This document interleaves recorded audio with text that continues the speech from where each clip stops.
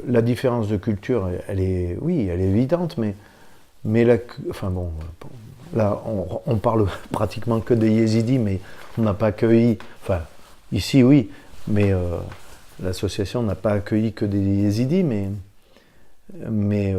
quand même, c'est la majorité.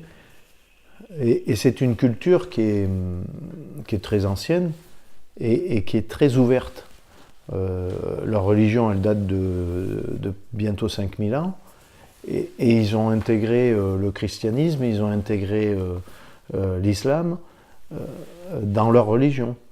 Mais, donc et puis ils n'ont pas de lieu de culte. Leur lieu de culte, c'est la nature. Voilà. Ils se mettent en méditation. Ça fait penser aux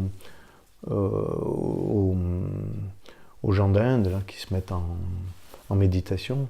Ouais, ça me fait penser un peu à la même religion, quoi. Après, il y a des choses étonnantes aussi. Leur Dieu, c'est un seul Dieu. C'est la première religion monothéiste au monde. Et ce Dieu, ben, il a géré l'univers. Donc la Terre, c'est rien du tout. Donc il a envoyé des anges pour s'occuper de la Terre.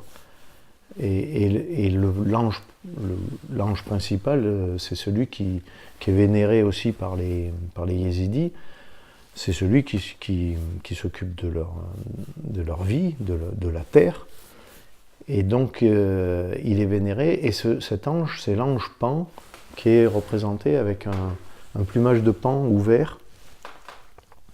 Et alors, j'ai fait la similitude avec les civilisations d'Amérique centrale, où souvent c'est représenté comme ça, avec une auréole de plumes autour de la tête.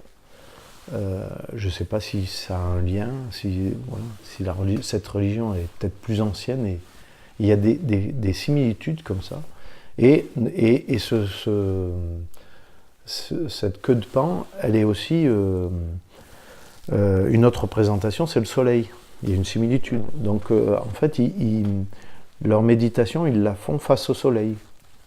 C'est pour ça que les intégristes musulmans les ont considérés comme l'adorateur du feu, du diable.